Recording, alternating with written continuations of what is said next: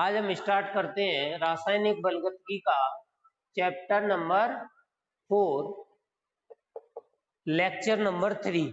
ठीक है, कल तक हमने क्या पढ़ लिया था? वेग पढ़ लिया था, औसत वेग, और इस पे कुछ न्यूमेरिकल्स पढ़ लिए थे और तात्क्षणिक वेग भी पढ़ लिया था। आज हम पढ़ने जा रहे हैं वेग को प्रभावित करने वाले कारक। वेग, दर या गति को प्रभावित करने वाले कारक, तीनों चीज एक ही है। वेग, दर या गति को प्रभावित करने वाले कारक। Factor affecting rate of reaction. Rate of reaction का मतलब समझ गए होंगे, अवक्रिया की दर। रेट ऑफ रिएक्शन, अवक्रिया की दर। फैक्टर इफेक्टिंग मतलब होता है कारक। फैक्टर माने कारक, इफेक्ट मतलब आप समझ लो प्रभावित करने वाले कारक। Factor affecting rate of reaction. अब आप ध्यान से देखो, हमारी अभिक्रिया की गति को कौन कौन प्रभावित करता है। जैसे मान लो यहां से यहाँ कोई रिएक्शन हो रही है, ए से उत्पाद बन रहा है, ए से उत्पाद बन रहा है बी, ये है अभिकारक।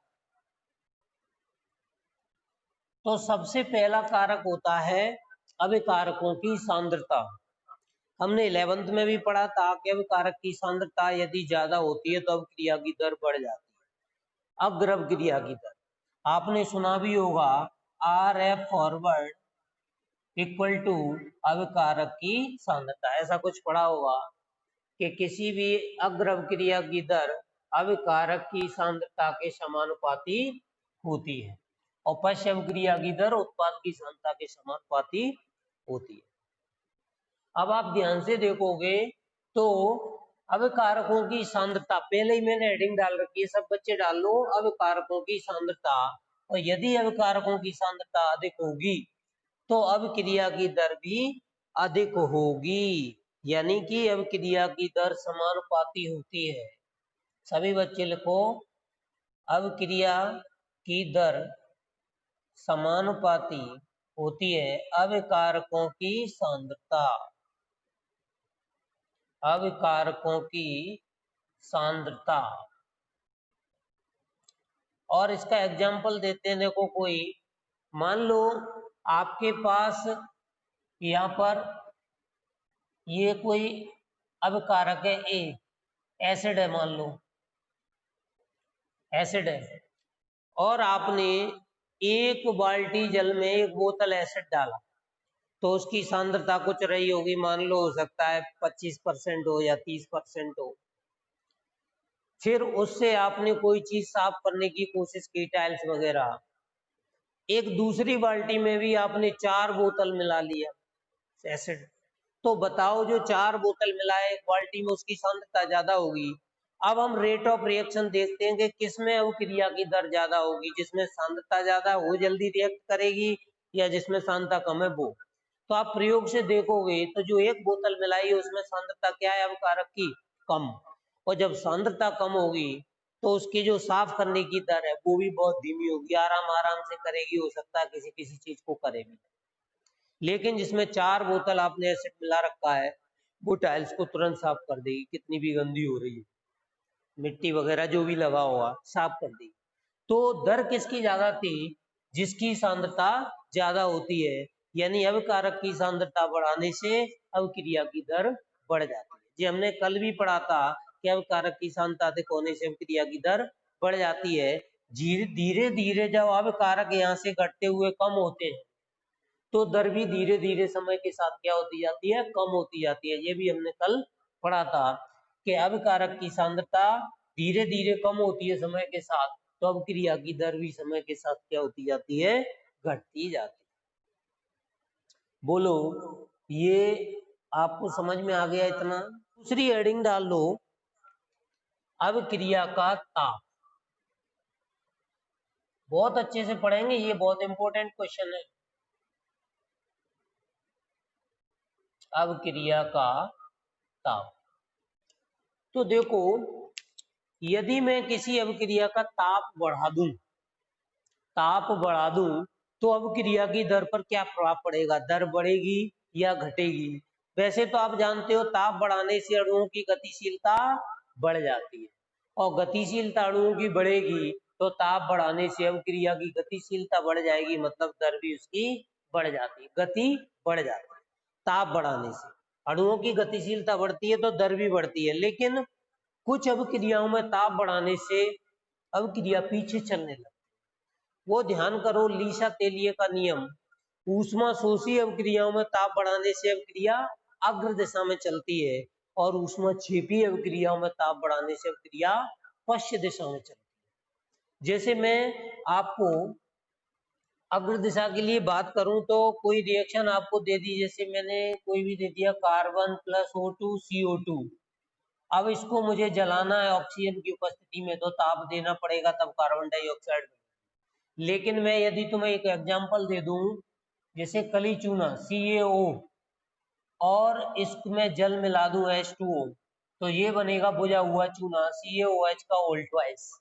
लेकिन यदि इसको मैं टेम्परेचर दे दूं तो बना हुआ चूना किसमें परिवर्तित हो जाएगा, यानी ये क्रिया पश्चिम दिशा में चलने लगती है। आप घर पे एक्सपेरिमेंट करना, काली चूना लेना, ठंडे पानी में मिला के देखना, तुरंत घुल जाएगा। फिर आप गर्म पानी में मिला के देखना, या उसी पानी को आप गर्म कर देना, तो देखना जो कली चूना घुला था पानी में, वो पानी अलग कर देगा और चूना अलग हो जाएगा। तो ताप बढ़ाने से कुछ अभिक्रिया पीछे भी चलती हैं और कुछ अभिक्रिया आगे भी चलती है, वो डिपेंड करता है कि अभिक्रिया कौन सी है। यदि मैं बात करूं ऊष्मा को अवशोषित करने वाली अभिक्रियाएं, जो ऊष्मा को क्या करती हैं, अवशोषित करती है, उनकी बात करूं तो बताओ, ताप बढ़ाने से अभिक्रिया की दर बढ़ जाती है, क्योंकि अभिक्रिया ताप बढ़ाने से अग्र दिशा में चलती है। ठीक है, ये वाला भी समझ में आ गया। बोलो, ताप बढ़ाने से ऊष्मा शोषी अभिक्रियाओं की दर बढ़ जाती है। इस पूरी यूनिट में हम फॉरवर्ड अभिक्रियाओं के लिए पढ़ेंगे, आगे की पीछे की तरफ हम नहीं पढ़ेंगे किसी भी अभिक्रिया को। पूरी यूनिट में हम अग्र अभिक्रिया की बात करेंगे। ठीक है, तो ऊष्मा शोषी अभिक्रियाओं के लिए ताप बढ़ाने से अभिक्रिया की दर बढ़ जाती है, क्योंकि ताप बढ़ाने से अणुओं की गतिशीलता बढ़ जाती है, जिससे प्रभावी टक्करों की संख्या भी बढ़ जाती है। और एक्सपेरिमेंट से पाया कि किसी अभिक्रिया का ताप 10 डिग्री सेंटीग्रेड बढ़ाने पर, 10 डिग्री सेंटीग्रेड, बहुत इंपॉर्टेंट लाइन है ये, 10 डिग्री सेंटीग्रेड ताप बढ़ाने से अभिक्रिया की दर लगभग 2 गुनी हो जाती है। 2 गुनी या 3 गुनी भी आ सकता है ऑप्शन में। कई बार ये क्वेश्चन ओटी में आता है कि किसी अभिक्रिया का 10 डिग्री सेंटीग्रेड ताप बढ़ाने से अभिक्रिया की दर लगभग 2 गुनी हो जाती है। यदि ऑप्शन में 3 गुनी भी मिले तो टेंशन मत लेना, 3 गुनी भी लगा सकते हो तुम। अभिक्रिया की दर ताप बढ़ाने से 2 से 3 गुनी हो जाती है। बोलो, क्लियर हुआ ये चीज? थर्ड है उत्प्रेरक की उपस्थिति।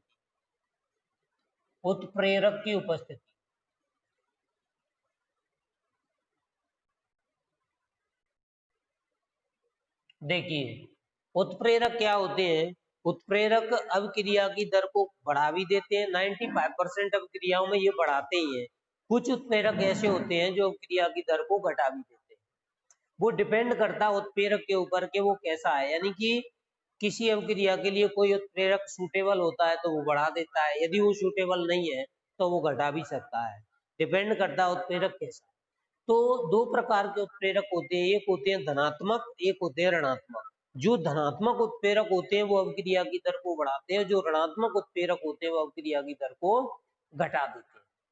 जैसे मान लो ये रिएक्शन हो रही है, ध्यान से देखना, जैसे ये रिएक्शन हो रही है N2 + 3H2 gives 2NH3, ये रिएक्शन हो रही है N2 + 3H2 2NH3, अमोनिया बनाने की एवर विधि है। यदि मैं इसमें कोई उत्प्रेरक न लूं तो ये कई दिनों में बनती है, क्योंकि इसमें उत्प्रेरक करता क्या है, उत्प्रेरक इन दोनों को मिलाने का काम करता है और इनके बंधों को तोड़ के नए बंध बनाने में काम करता है, और उसका कोई यूज नहीं। यदि वो नहीं भी है तो भी रिएक्शन होगी, बस अंतर इतना है कि यदि वो है तो रिएक्शन जल्दी हो जाएगी। जैसे मैंने यहाँ पे Fe उत्प्रेरक ले लिया, लोहा, ये क्या करेगा, नाइट्रोजन और हाइड्रोजन के आपस में जो अलग अलग बंध थे उनको तोड़ने में मदद करेगा और उन दोनों को मिलाने में सहयोग करता है। बस उसका यही काम है। और बाद में अभिक्रिया के लास्ट में जब उत्पाद बन जाता है तब वो अलग हो जाता है, उसे इनसे कोई मतलब नहीं रहता। यानी अमोनिया बन गई, वो कहता है भाई अब मैं जा रहा हूं, मेरा काम था तुम दोनों को मिलाना और मिला के बनाना, बस और कुछ। अब बात आती है इसको हम रियल एग्जाम्पल में कैसे समझें। तो देखो रियल एग्जाम्पल में भी तुम्हें समझाता हूं। मान लो आप स्कूल, घर से स्कूल में हो और आपको कोई अर्जेंट काम आ गया कि मुझे घर जाना ही जाना है और जल्दी जाना है और आपके पास कोई साधन नहीं है, आप पैदल हो, तो पैदल घर तो आ सकते हो लेकिन टाइम ज्यादा लगेगा। आपको जल्दी आना है तो आप उत्प्रेरक की मदद लोगे, माने आप ऐसा दोस्त खोजोगे जो आपको वहां तक छोड़ दे, या हो सकता है वो आ ही रहा हो, ऐसा दोस्त हो तो आप उससे हेल्प मांगोगे कि मुझे वहां तक छोड़ दो। यदि वो मिल गया तो तुरंत उस पर बैठे और तुम अपने घर के पास आ गए। तो बताओ उस गाड़ी वाले ने जिसने तुम्हें छोड़ा, वो सिर्फ दोस्त था, तुम्हें वहां तक छोड़ गया, मदद करके चला गया, उसे और तुमसे कोई मतलब नहीं था। तुम आ तो सकते थे लेकिन उसकी वजह से जल्दी आ गए। तो उत्प्रेरक कौन हुआ, जो तुम्हारा दोस्त जिसने स्कूल से तुम्हें घर छोड़ा, और उसको तुमसे कोई लेना देना भी नहीं है, ज्यादा मतलब भी नहीं है, क्योंकि तुम घर आ गए, उसने पूछा भाई घर आ गया, तुम जाओ मैं जा रहा हूँ अपने घर। इसी को बोलते हैं उत्प्रेरक। और भी हम आगे पढ़ेंगे उत्प्रेरक की कहानी कि उत्प्रेरक क्या होते हैं। मैंने 11th क्लास में बहुत अच्छे से तुम्हें उत्प्रेरक बताए थे कि उत्प्रेरक क्या करते। बताओ उत्प्रेरक समझ में आ गया। उत्प्रेरक क्या करते हैं, उत्प्रेरक की उपस्थिति में अभिक्रिया की दर परिवर्तित हो जाती है। परिवर्तित का मतलब मैंने कहा बढ़ भी सकती है, घट भी सकती है। यदि धनात्मक उत्प्रेरक अभिक्रिया, धनात्मक उत्प्रेरक है तो यह अभिक्रिया की दर को बढ़ा देता है, और ऋणात्मक उत्प्रेरक है तो वह अभिक्रिया की दर को घटा देता है। यदि मैं इस Fe की जगह H2S ले लेता तो ये ऋणात्मक का काम करने लगता है, जो 2-4 दिन में हो रही थी वो कई महीनों में होगी। और भी एक ऋणात्मक उत्प्रेरक, जैसे एक क्लोरोफॉर्म दवाई होती है जो बेहोश करने के लिए यूज की जाती है। यदि वो क्लोरोफॉर्म वायु से क्रिया करके, तो वायु से क्रिया कर ले तो वो एक गैस बना लेती है फॉस्जीन। अब वो गैस विषैली होती है, तो आप सोचो कोई भी दवाई वायु से तो क्रिया कर ही सकती है, वायु से कैसे बचाया जाए। तो वायु से बचाने के लिए क्लोरोफॉर्म में CHCl3 क्लोरोफॉर्म में मिला देते हैं एथिल एल्कोहल, जो कि फॉस्जीन गैस नहीं बनने देता। मतलब इस क्लोरोफॉर्म से COCl2 नहीं बनने देता, ये क्या कर देता है, दर को घटा देता है। और ये वायु से क्रिया करके क्या बनाना चाहती थी, फॉस्जीन गैस। लेकिन यदि हम इस क्लोरोफॉर्म में पहले से ही एथिल अल्कोहल डाल देंगे तो फॉस्जीन गैस हमारी नहीं बनेगी।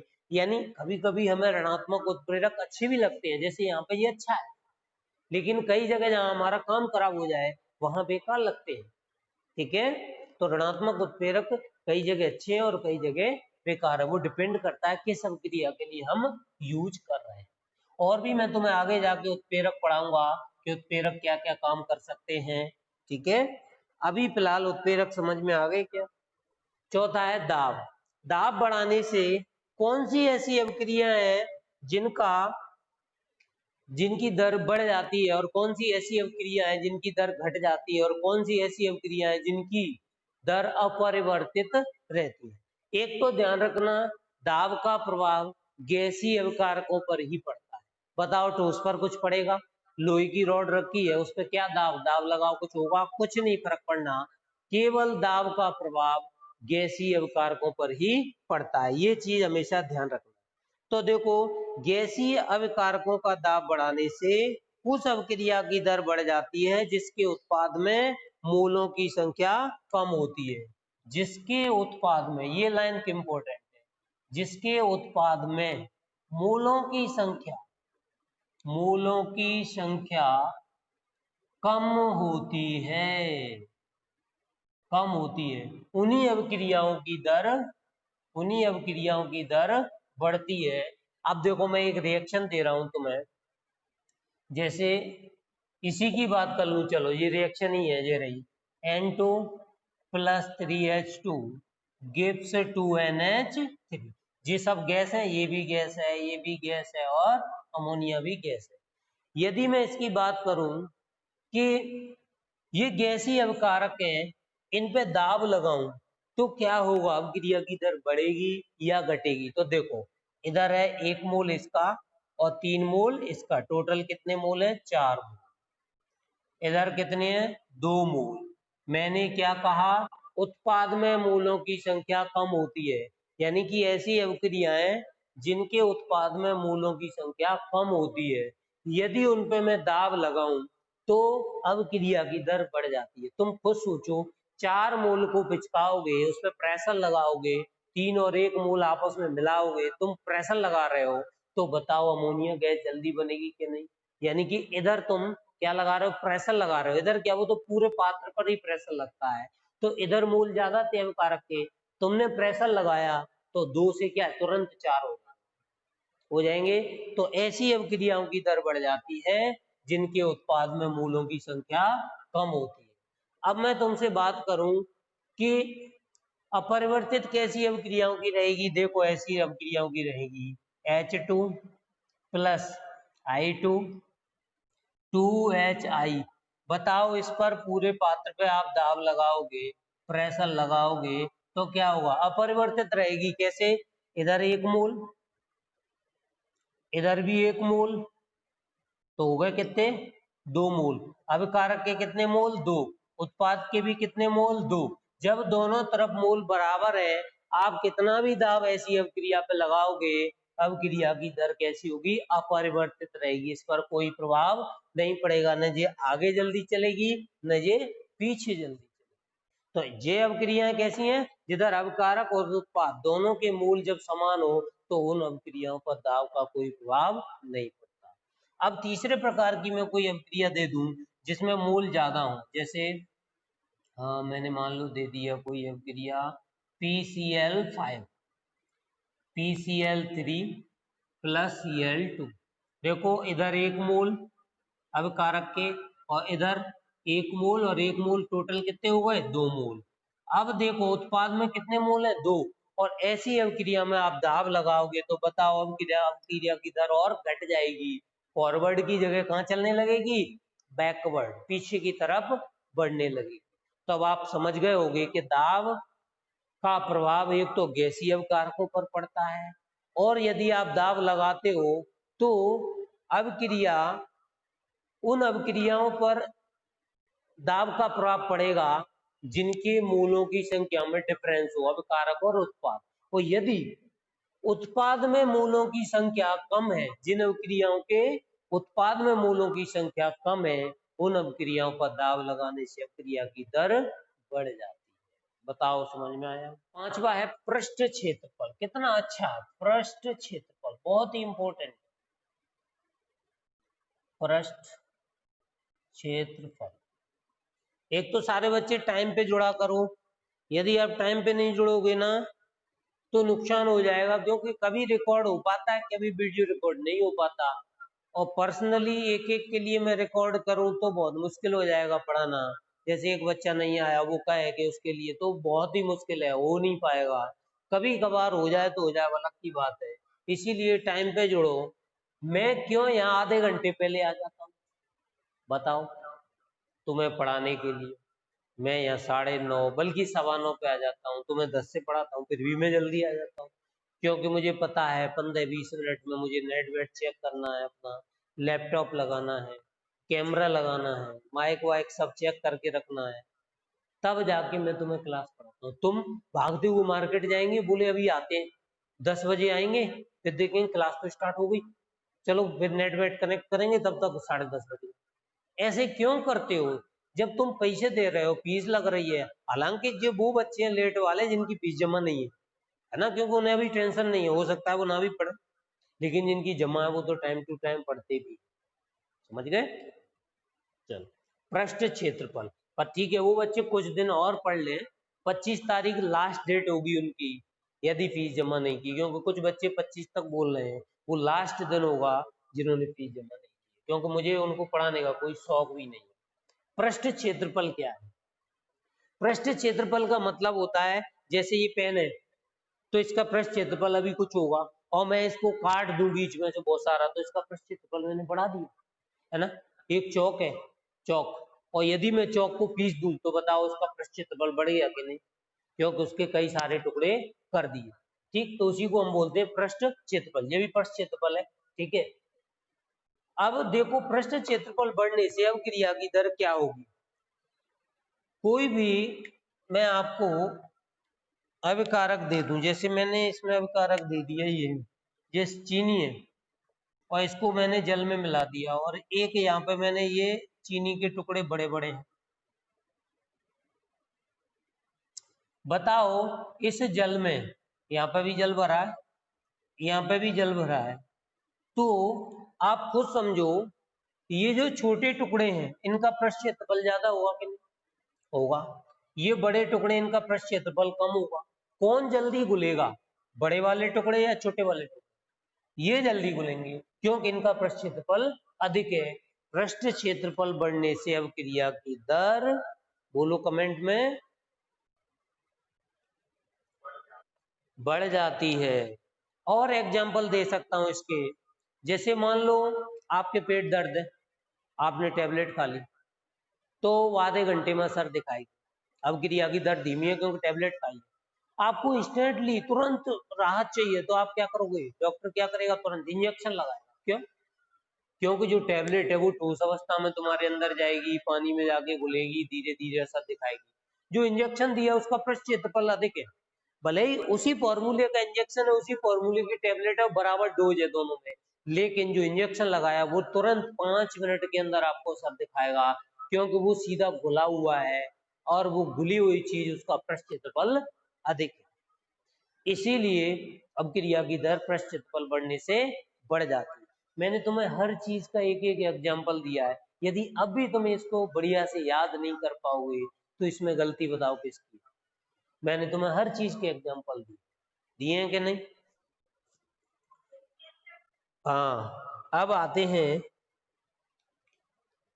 अभिकारक की प्रकृति, पांचवा छठवा, अभिकारक की प्रकृति, अभिकारक की प्रकृति। अब ध्यान से देखो, अभिकारक की प्रकृति मतलब कोई ऐसा अभिकारक जिसकी प्रकृति सरल भी हो सकती है, मतलब बनावट सरल भी हो सकती है, जटिल भी हो सकती है ना। जैसे मैंने एक अभिकारक ले लिया NaCl, नमक, सिंपल सा है, प्लस आयन और माइनस आयन। एक और ले लिया AgNO3, ये भी सिंपल सा है, प्लस आयन और माइनस आयन। जब ये रिएक्शन करेगा तो इसको कुछ करना ही नहीं है, ये बंद हटके कहाँ इसके साथ में आ जाएगा AgCl, और ये अवक्षेपित हो जाएगा, प्लस NaNO3, ये रिएक्शन हो गई। एक मैंने थोड़ा जटिल सा ले लूं, जटिल सा का मतलब ऐसा ले लूं जिसमें बहुत सारे बंध टूटते हो, ये nitrogen N2, H2, Gibbs 2NH3।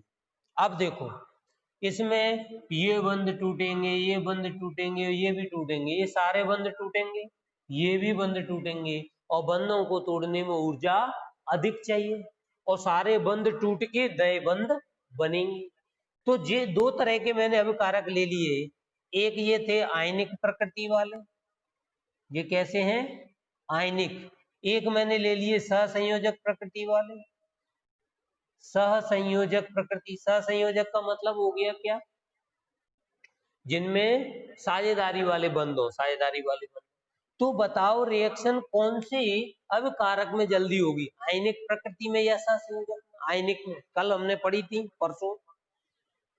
जो आयनिक रिएक्शन होती है वो क्षणिक होती है, 10⁻⁻16 सेकंड में ही वो क्रिया कर लेती हैं। मतलब इनमें ये धनायन इससे जुड़ गया और ये धनायन इससे जुड़ गया, तुरंत अवक्षेपित हो गया।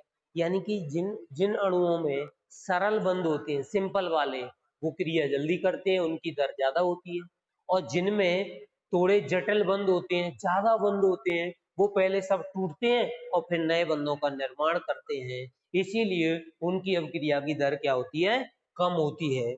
तो आप समझ गए होंगे कि किसी भी अभिक्रिया में अभिकारक जितना सरल होगा, अभिकारक की प्रकृति मतलब अभिकारक जितना सिंपल होगा, जितना सरल होगा, उतने ही कम बंध टूटेंगे, जिससे अवक्रिया की दर अधिक हो जाएगी। कम बंध टूटेंगे तो अवक्रिया की दर अधिक हो जाएगी। और यदि कोई अभिकारक जटिल है तो उसमें अधिक बंध टूटेंगे और अधिक बंध टूट के फिर से बंध बनेंगे, तो सब उसकी अभिक्रिया की दर कम हो जाएगी। बताओ, ये भी समझ में आ गया अभिकारक की प्रकृति। चलिए, अब आता है एक और है लास्ट, विकिरण का प्रभाव। विकिरण का प्रभाव, हेडिंग डाल लो नंबर 6।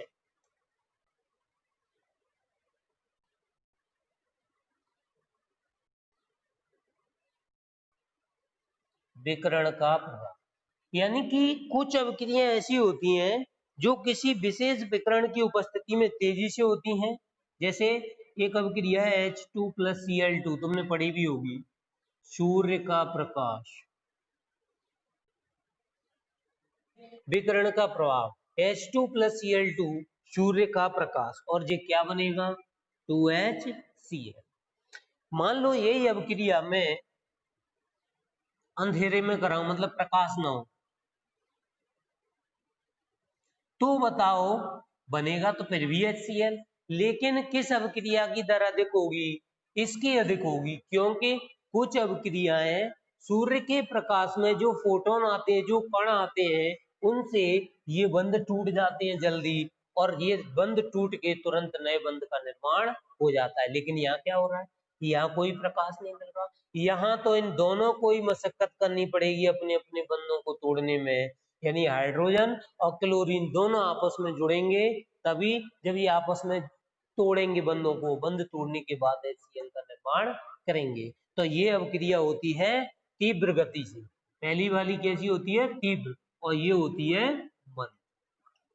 कारण आप समझ गए होंगे कि कुछ अभिक्रियाएं ऐसी होती हैं जो उपयुक्त तरंग दैर्ध्य की उपस्थिति में संपन्न होती है। उपयुक्त तरंग दैर्ध्य जैसे सूर्य के प्रकाश में क्या आती है? अल्ट्रावायलेट किरणें, यूवी प्रकाश आता है, यानी उपयुक्त तरंग दैर्ध्य की उपस्थिति में ही संपन्न होती है।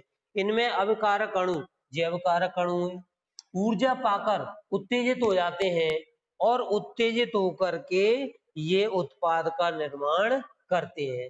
लेकिन इनमें ऐसा नहीं हो रहा कि उपयुक्त तरंग दैर्ध्य की उपस्थिति में वो उत्तेजित हो रहे हैं। ये तो आपस में ही लड़ झगड़ के ऊर्जा उत्पन्न करेंगे और फिर बंध तोड़ेंगे, तब जाके नया बंध बनेगा।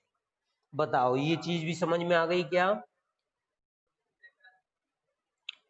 वो अभिक्रिया जो उपयुक्त तरंग दैर्ध्य की उपस्थिति में संपन्न होती है, वो अभिक्रिया जो उपयुक्त तरंग दैर्ध्य की उपस्थिति में संपन्न होती है, वो क्या है? उसकी दर तीव्र होती है। लेकिन वे अभिक्रियाएं जो उपयुक्त तरंग दैर्ध्य की उपस्थिति में संपन्न नहीं हो रही है, जैसे यही अभिक्रिया उपयुक्त तरंग दैर्ध्य की उपस्थिति में संपन्न हो रही तो तेजी से हो रही है, यही अभिक्रिया मैंने उपयुक्त तरंग दैर्ध्य हटा दिया, जो उसको चाहिए वो हटा दिया और जबरदस्ती कराई, तो ये 2HCl आया।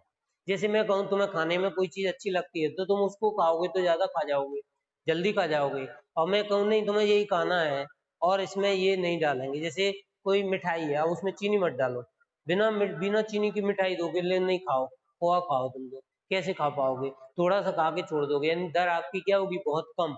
लेकिन उसी में मैं चीनी मिला दूं जो आपकी पसंदीदा है, मिठाई में चीनी तो होनी चाहिए, और जैसे ही आप मिलाओगे तुरंत दर बढ़ जाएगी, ज्यादा खा जाओगे, जल्दी खा जाओगे। तो सेम वही है, एक ही अभिक्रिया है, उपयुक्त तरंग दैर्ध्य जो उसको मिल गया, जो चाहिए था, मिलते ही वो तीव्र गति से होने लगी, और आपने वो चीज हटा दी तो वो धीमे धीमे हो रही है। इसी को हम बोलते हैं विकिरण का प्रभाव। ये हमारे 6 थे टोटल, 7 थे, 7 था ना, 7 समझ में आ गए? बताओ।